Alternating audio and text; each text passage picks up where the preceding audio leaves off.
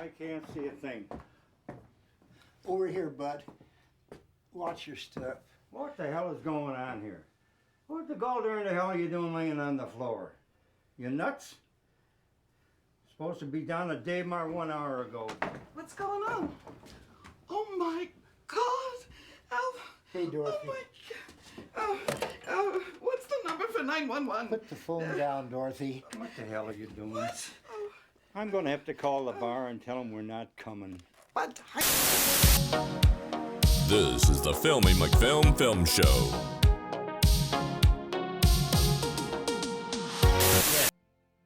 The Straight Story, directed by David Lynch and starring Richard Farnsworth as Alvin Straight, the man who rode his lawnmower across America to see his dying brother.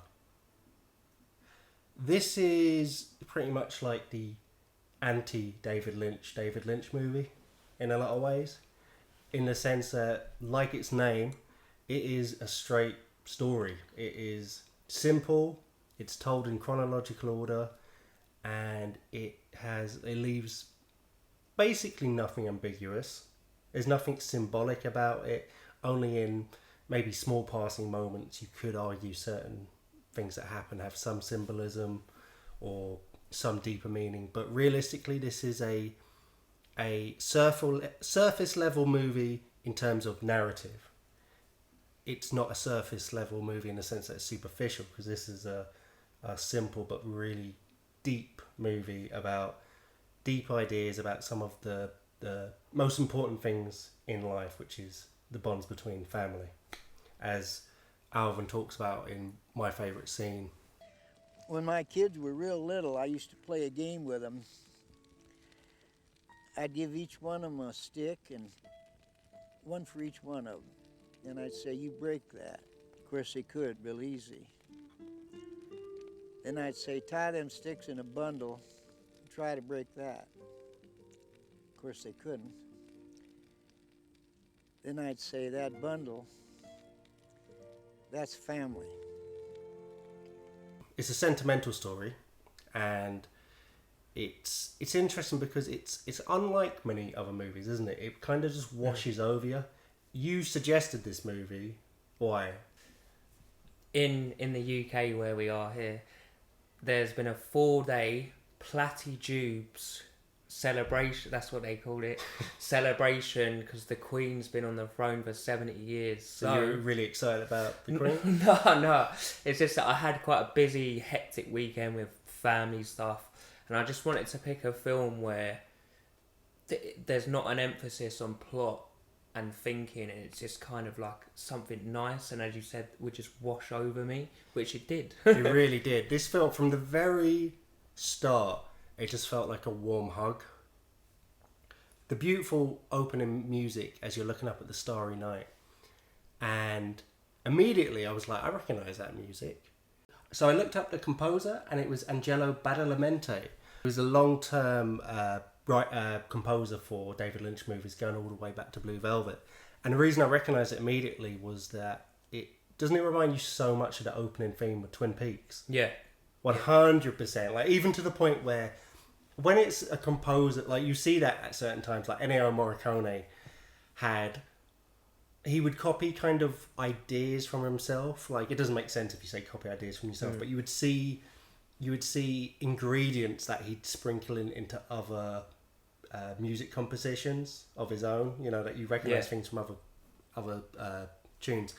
And if another composer wrote that, you'd nearly say he ripped off the Twin Peaks theme. But it's similar enough, but it's different. Like, Twin Peaks always had a bizarrely relaxing but ominous sort of tone to it. This just set you up perfectly for the movie you're about to watch, because it is gentle. Like, the whole movie, the direction, everything about it's very gentle, and it's a road trip movie. It has a premise but virtually no plot, and David Lynch called it his most experimental film, in the sense that they filmed it all in chronological order along the actual exact route that the real life Alvin Straight took. A lot of the scenes were improvised. They were based off real stories and stuff, but a lot of the dialogue and stuff was improvised. And it shows because the movie just feels real. It taps into that pace of life that you only find in, seaside towns or island nations, that coming from a city like us, you're just jealous of. You don't know if you could live like that all the time because you're used to city life where you walk at a pace where even when you're not going anywhere in a rush, you're in a rush because it's just what you're used to. But this is all laid back and people going slow and easy and just living life in the moment, not in a rush to get somewhere or to do something. See, I got to touch on that point that you said about, because I was actually going to bring that up about David Lynch saying it's the most experimental movie he's ever made. Because for some reason, when I was picking a film, do you know when someone just comes into your head and I'm like, oh, I want to try a movie by him, and it was David Lynch, and obviously the first one I looked at was Eraserhead, and I was like, shit, not that one. Couldn't have handled that this week. And I was thinking, why did David Lynch actually choose to make this film? Because I was a bit taken aback because I think this film was jammed in between Blue Velvet and one of his other very surreal films. And the reason he chose to make it, apparently, is when he read the script, it gave him such a nice kind of feeling, that warm feeling that we've been talking about. And he said he wanted to test his skill as a director to see if he could translate that onto screen. And I must say, he done it perfect. So, what's the worst part about being old, Alvin? Well, the worst part of being old is remembering when you was young.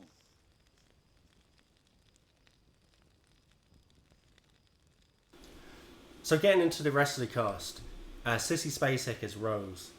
I was gutted when it unfolded that she was only really in the movie for the first 20 minutes. And I like that they touched upon her character.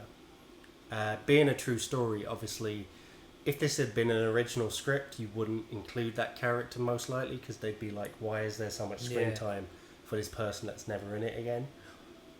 But I fell in love immediately with the character and I found her so funny. Like, one of my favourite scenes is when she's in the grocery market and there's that confusion about who's having the party with the greengrocer. Having a party? Oh, geez. I love a party. Oh, me too. So, where's it at? Where's what at? Your party. I'm not having a party. I thought you were having a party. I am? Oh, well, yeah. Look at all that brawn swagger. Everyone's known that mentally, person with learning difficulties who they're just so endearing and they're always positive and always happy. And do you know what? That's probably actually saying they're always positive, always happy is not the right way of describing it because no one's like that and they're normal in their own way like anyone else. So they'll obviously be sad and stuff, but who are generally just have a nice way about them. And she, in terms of when people think of like the great special needs performances, usually they go for the really hammy over the top ones like Rain Man. I never liked Rain Man as a performance. I always thought it was way too over the top. And there was just something that didn't quite ring true to it.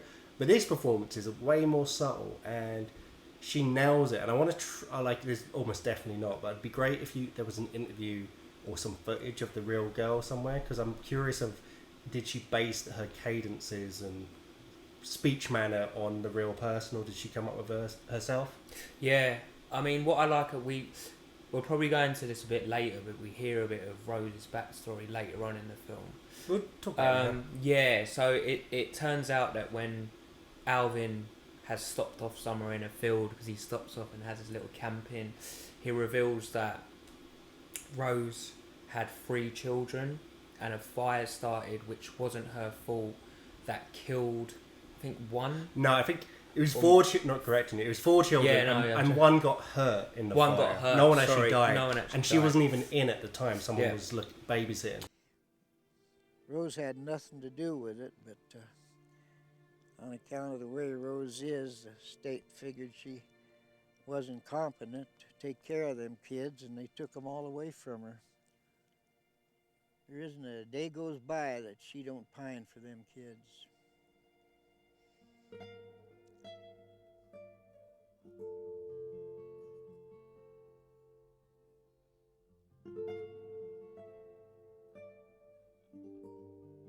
And because of her condition, obviously, I think they called it social services, but we can say like the council, the government, basically said you're not fit to be a mother, and took away her kids. And Alvin says ever since then she's pined after those kids, and it kind of like, it's one scene, but this is what this film does so well. Those one scenes are brilliant, and it just sets up the characters so well and their backstory.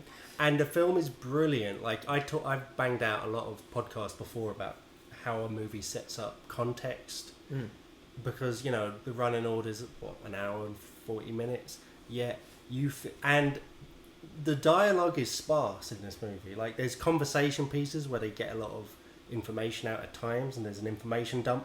But for the most part, it's sparse. But there's little moments, kind of like later on when he first sets off on his tractor and he passes that girl on the side of the road, and there's no dialogue, they barely look at each other, and it's just 2 or 3 basic shots, but immediately you get this sense that you want him to stop and pick her up, or to stop and talk to her, but he doesn't, so you're left wanting that, craving that. And she, with just her face and the way the camera drifts away from her as it follows the tractor, tells you that she is alone, she's lonely, she needs help, she's in trouble, and she's kind of slightly drawn to him. Like something about this old man passing on the tractor. It is endearing. You would just, not only would you be curious, but you do. He's one of those old looking guys where you just like, I want to stop and chat to him. Yeah. Like he just looks like he'd have stories, or he'd just be relaxing to chat to. To be honest, I'd be a bit worried, to be honest, if I'm like driving along in a car and I just see some geezer in England on the M25 with like a B&Q lawnmower. I'd be like, fuck's sake, what is going on? Yeah, good point. Yeah, so then it comes on to my favourite scene in the movie, which is the campfire chat with the runaway girl. And it's just a beautifully done scene. Like, you learn everything you need to know about the characters in just a couple of lines of dialogue, and more what's in between the lines of dialogue. It's more what they don't say and the gaps in between that you fill in yourself.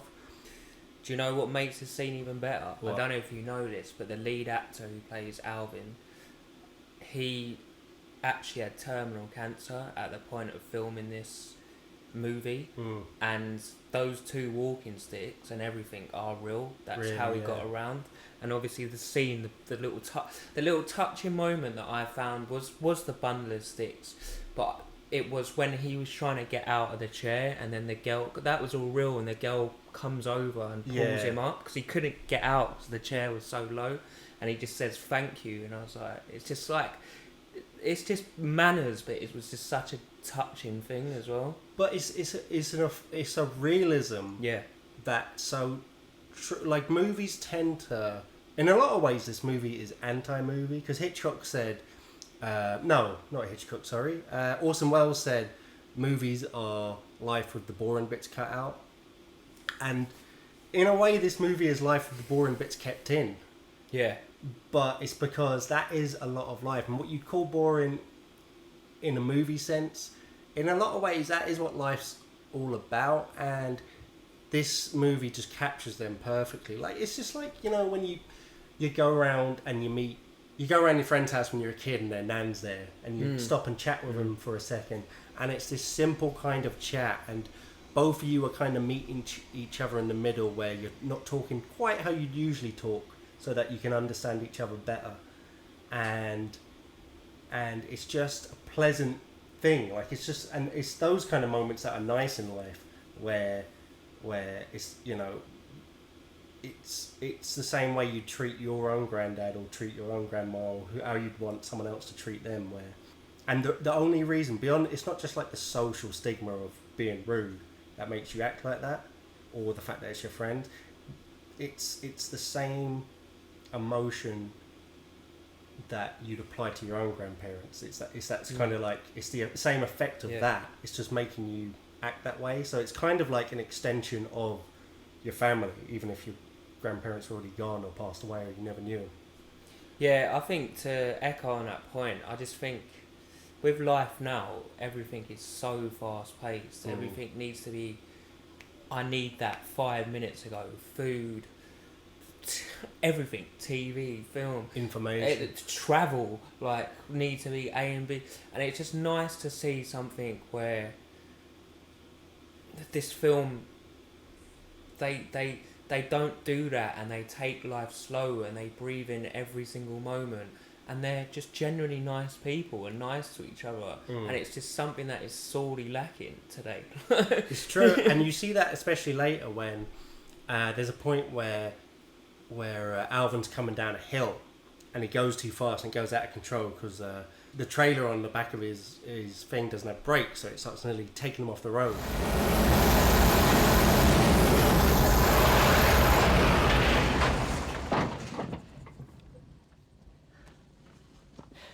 Mister, are you okay? I'm Danny Reardon. Alvin Straight. Well, Alvin, let's get you and this rig off the road and see what the damage is. He does some damage to his tractor, so he has to stop for a bit, and he ends up getting sort of taken in by this family who see him by the side of the road, and they let him stay in, camp out in his garden, even though he they say come inside or use the phone inside, but he doesn't want to be a bother, and he's staying outside just camping in the garden, and they fall in love with him straight away, and they think he's great, but he knows that he's probably not going to be able to afford the money it's going to take to repair the tractor, and he's also just worried about him either way because he's like, he's an old man and whatever. He's damn lucky he made it to the bottom of that hill. He could have been killed. Easily could have been killed. Yeah. He's none too strong.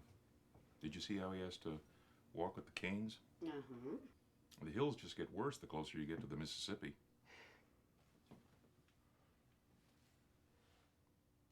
Go ahead and drive him, honey. Mount Zion can't be half a day. It's fine. So he offers to drive him, but he politely declines because he says, no, I want to do it on the tractor. I want to do it my own way.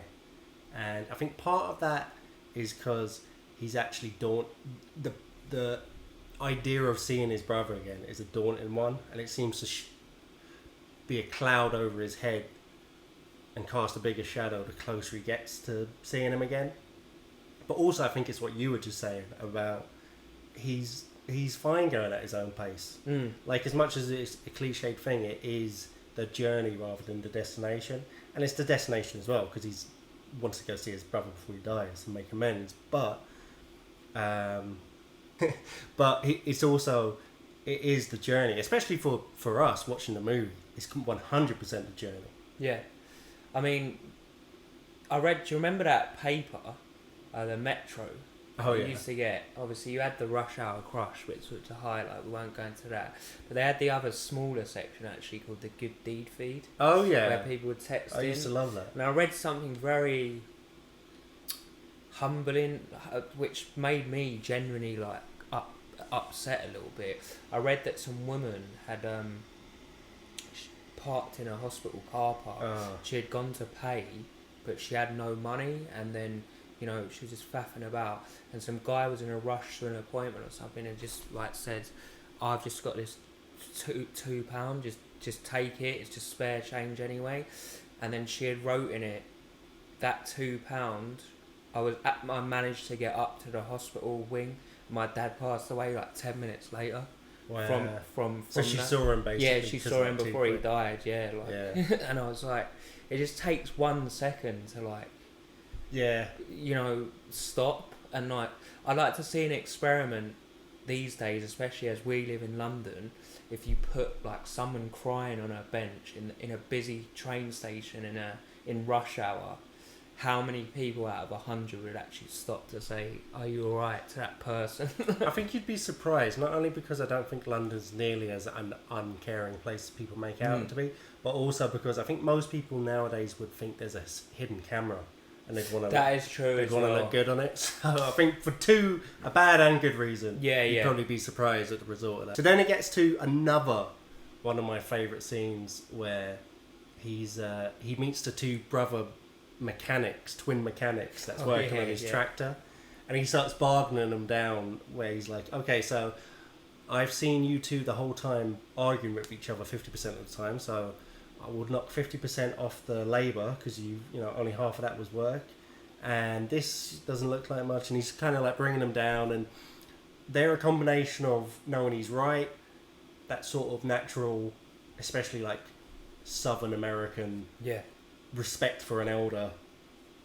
And also, I think it's just a level of respect of like people, even when they're trying to bargain against you, people on some level always appreciate when someone actually is assertive about what they deserve or want. So he gets the price way down. I think he nearly even halves it. And then he just starts talking about why he's going to go see his brother and that his brother's passing away and had an awful argument and hate each other for years and pretended we didn't even have brothers. My brother lives there. I haven't seen him in 10 years. There's no one knows your life better than a brother that's near your age. He knows who you are and what you are better than anyone on earth.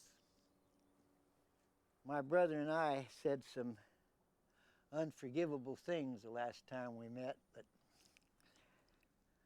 I'm trying to put that behind me. And this trip is a hard swallow of my pride. I just hope I'm not too late. He just gives them such a unpreachy message and lesson. And I just love the twins as well when they are arguing before he gives them the lesson. That's the Farley brothers, you know. So is it? Yeah, Chris Farley, who's I think the most famous out of all of them, was meant to be in it, but he had died before. No way. To take it. That's the Farley brothers. Yeah. That's nuts. Yeah, it is. Yeah, he died.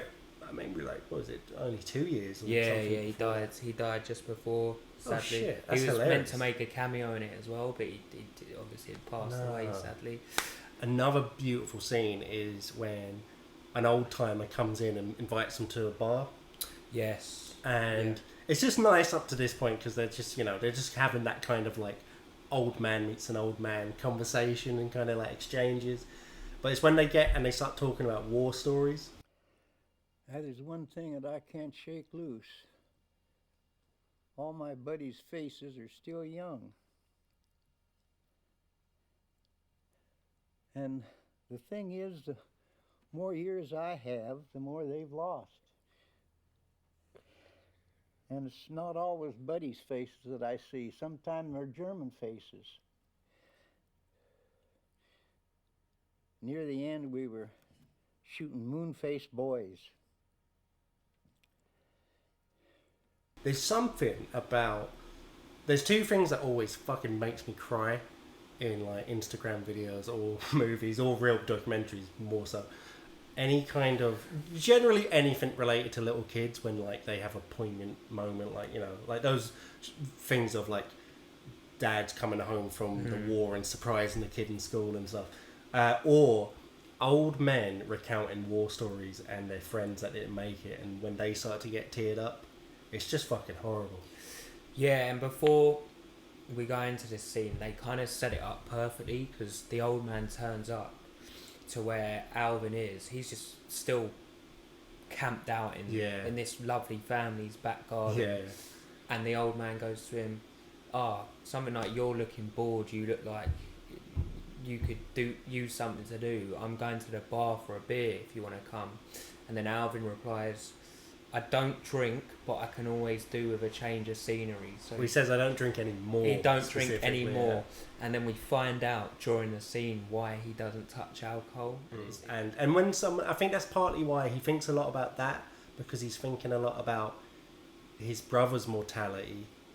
You know, when someone you care about, when your nan gets ill and dies, you're sad, but it doesn't make you question your mortality. When someone your age, who's a loved one, dies, it does make you question your mortality, especially when you're older, when you're both older. So yeah, that's why he probably thinks about these soldiers and friends and he lost every day. But I think that's especially why it's coming up now for him and becoming emphasised more. Because him and his brother have obviously had a falling out and haven't seen each other in years. They do go into that in the film, and I guess if he looks back at that and he just must regret it. How many years he's lost with his brother. Yeah. Now that his mortality is coming into question. So yeah, this was as well one of my favourite films. I thought it was. They're sitting in an empty bar and there's like no one in there, you know, but it's just beautifully acted by both the actors, and it really. It looked like they were genuinely crying, like. Yeah, it did. This is one of those movies where you really, and it's probably a combination of a lot of things: the direction, the style, but you really. It's one of those films where sometimes you look at like a performance, like all right, Rain Man. I spoke about it earlier. You look at that and you're like. You might even say, oh, that's good acting, but you're looking at it like, that's acting. And I don't know if it's because, you know, he's such a well-known actor as well, that can take you out of it. Like Tom Cruise's best performances, back of your mind, you're always like, that's Tom Cruise. Yeah. But this, I don't know, it's just something about it, like, everything felt so fucking real. Like, it didn't feel like a bunch of people acting in front of a camera. But the actor that plays Alvin... I think he was genuinely questioning his mortality as well while doing this film. He had terminal cancer, that's such a good and a year after the film committed suicide because the pain was too much for him, for the cancer. Yeah, that's such a good point. It must have been so difficult for him to be acting, but actually dealing with this subject in real life. Well, it might have been the opposite because it was he was dealing with it irregardless. That's but true. It might have been really cathartic. Like there's no other real scenario where you can set up scenarios to talk through what you're going through or go through it, especially in the way like a movie usually conveys it in a symbolic sense as well. Yeah.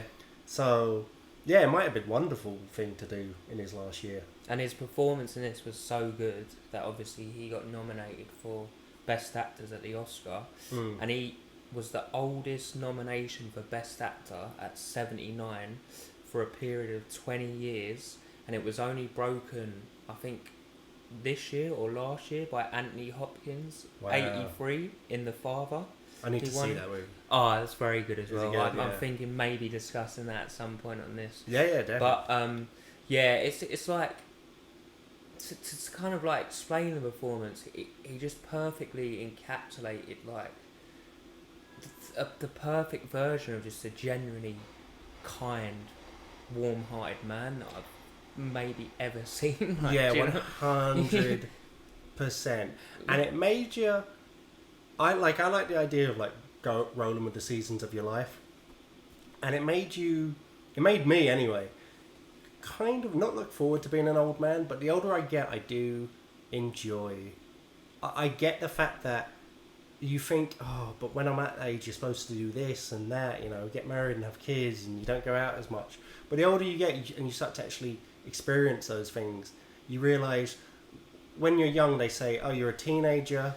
You're a kid, you're a teenager, then you're an adult. And adult apparently lasts from 18 till 100 or whenever you die. Yeah. Whereas they should have names for like every 5 years of what you are. Yeah. There should be 30 titles of adult and teenager and this and that and whatever comes on for it, because you have seasons of your life and your brain chemistry literally changes, your hormones change and your wants and desires and impulses change, and you just, you know, you're different. And as much as he kind of bemoans certain things about being old in the movie, you know, people think like, oh, what can you do when you're old? But you don't necessarily think like, what do you want to still do when you're old? Like, what are you happy doing? This leads me on to one of my other favourite scenes where, to paraphrase it, he sees a bunch of bikers going along, and then he kind of puts his lawnmower into their camp, and there's two young bikers asking him what's good about being old and what's bad about being old. And he said, what's bad about being old is you're old and you wish you were young, but what's good about being old is you've seen every facet of life and every person, and you've seen both the good and bad, and basically you're now experienced and can kind of take that in, which I found very... That's true, because summarises it perfectly. I get very nostalgic, especially about childhood, but when I think about it, it's not what I was doing or what my life was like, it was about the perspective. Like, when you're... And that kind of perfect balance is when you're 15 to 20, where everything's new and you don't have the responsibilities of being old, but you have all of the possibilities and rights. Yeah. And yeah, it's just wonderful. So he finally makes it to his brother, and their meeting is, as much as it's essentially, I mean, it's definitely not the climax of the movie. It's not the showdown of the movie. I kind of feel like it's nearly just the ribbon on the bow at the end of the movie, if that makes sense. Yeah. Where the meeting is as understated as anything that's preceded it would lead you to believe it's going to be. Lyle?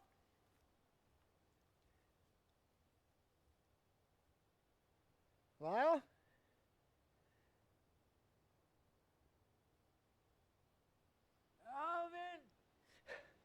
Lyle. He calls out his brother's name and there's no answer. And I was just on the edge of my seat like, please don't say he's done all this for him to get there and his brother's passed away. And I was thinking, David, don't do this to us, man. I know you're, I know you're that pissed. Guy, man. Like, See, I was actually alright then, but I had a couple moments like that throughout the movie. Yeah. Like when he kept breaking down. When he meets, the priest he meets is actually also a doctor, I think. Or he somehow basically, when he says, oh, I'm here to see my brother Lyle, he's like, oh, I know him.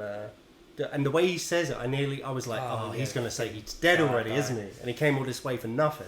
I thought they were going to do that. Do you know when he stops off in a bar and he has a beer? Because he's like, I just want to have a beer again. I quite like this scene as well, because the bartender asks if he wants another beer and he's like, no, that will do me. He just has the one, which shows a lot of self-control. And then he asks the bartender, like, do you know where Alvin lives? And I thought the bartender was going to turn around and go, Lyle? He passed away, and I was like, shit, don't. So it happened like 2 or 3 times. And I don't know if they filmed it in such a way to lead you there, or maybe. You're like, this movie can't be this sweet and lovely. Like, it's got to kick me in the dick at some point. Well, I was thinking David Lynch, who's going to do one of his Twin Peaks kind of things, But no one ever speaks backwards, and no one ever comes back from the dead. Yeah. It's all sweet, and it ends that, and they're looking at the stars. So, what's some of your favourite scenes? When he's kind of just trundling along in his little lawnmower / tractor, and it starts pissing down with rain, and he sees just like a barn, and then he kind of goes in under the shelter, and he just kind of just lights a cigar, and he's just sitting there waiting for the rain to pass. And I just found that really touching. Do you know what? I literally knew it immediately. Why. I knew immediately you were going to say that, because that was one of mine as well. Because it's something just so... I was thinking this when I was watching the movie, where, especially in the first half, there's long stretches where there's conversation pieces and him meeting a character, which is essentially the whole movie. It's just him meeting people along the way. And then there's long stretches where he doesn't meet anyone and he's solo, and it's just long sweeping shots of cornfields or the landscape or him on his tractor. And I was thinking how I was nearly enjoying these moments more than the conversation scenes. And it kind of reminded me of, how there's sometimes songs where you prefer the verses to the chorus? Yeah.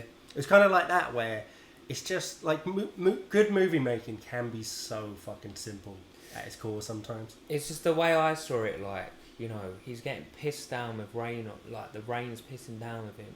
Does he let it get to him? No. He's got his goal and he just, parks up. Even if he can't reach his goal right now, who will be able to meet it through his pure determination.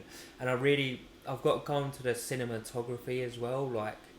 If you think about it on paper, a guy going through on a tractor through the American Midwest, it could have been really bleak, but as you said, the cinematography, the sunsets, everything made this film just joyous. Yeah. To me, it really did. It just all worked out just amazingly well. Absolutely perfect. One of my favourite moments was early on when Alvin's decided he's set his mind to that he's going to set out on his tractor, and he's buying something in the shop, and then he decides to try and buy the owner's grabbing stick. Yeah. Oh, geez, Alvin. That's my grabber, Alvin. Well?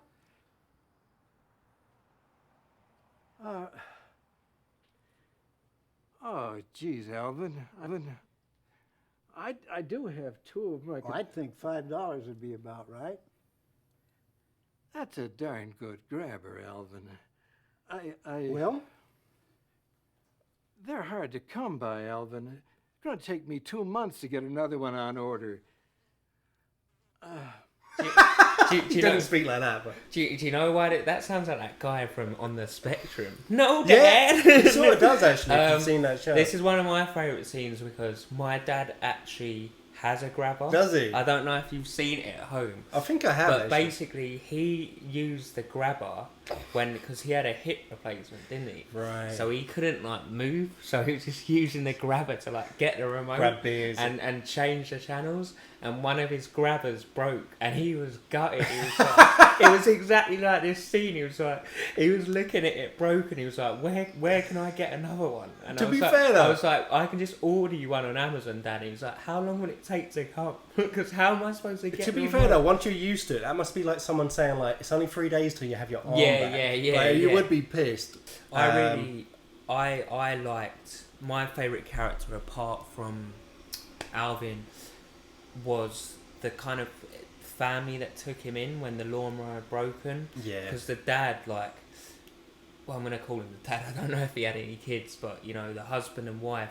The husband was so determined for him to do it. They were even saying, 60 miles isn't far. We can take you in our car. It's a nice little drive for us. We can cross the river and everything. And then Alvin's like, no, I want to complete this in my own way. And they're even discussing, he can't afford the parts. Well, I just love the moment between him and his wife where she obviously knows him. They know each other like the back of their hands. Yeah. And he's not saying he wants to help him. He's just listing, he probably can't afford that lawnmower and he looks pretty old. I don't think he has a lot of strength and that's pretty far, I'm not sure if he can get there. And his wife's kind of laughing behind his back, knowing what he's leading it up to.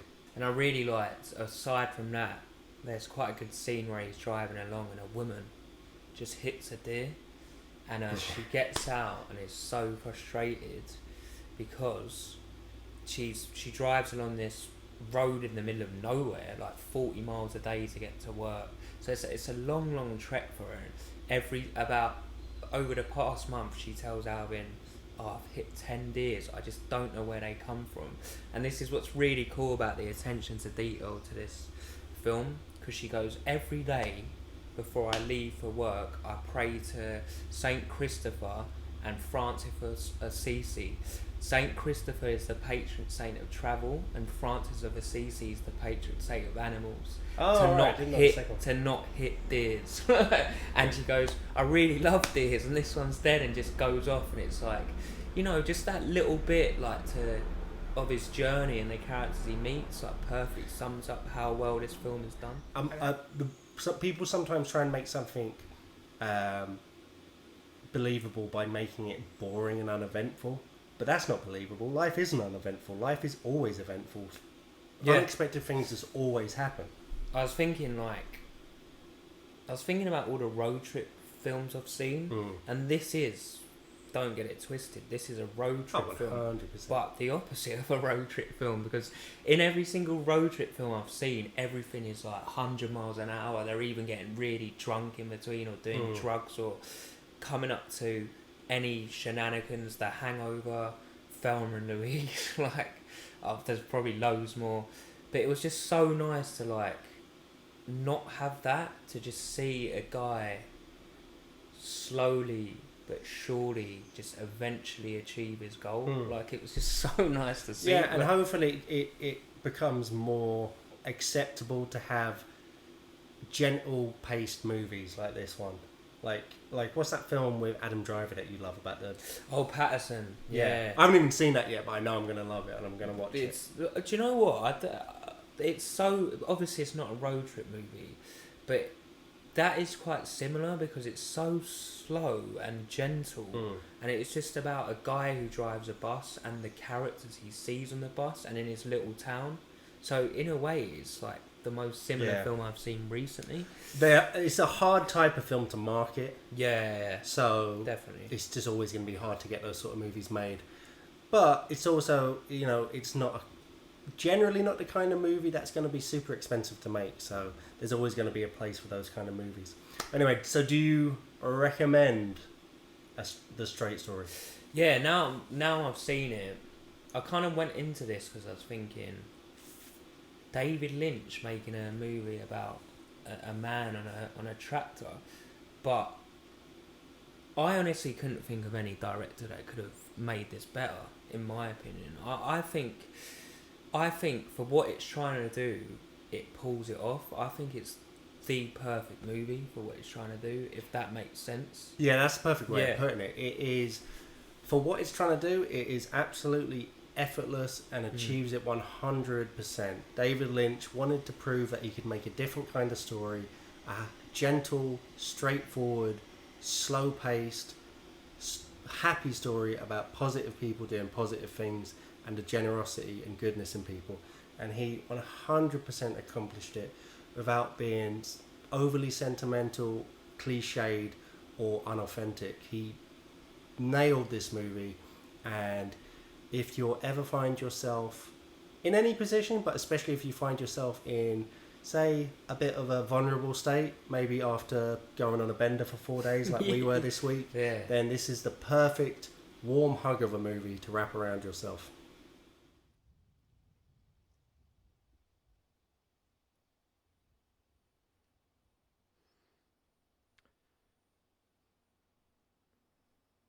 Did you ride that thing all the way out here to see me? I did, Lyle.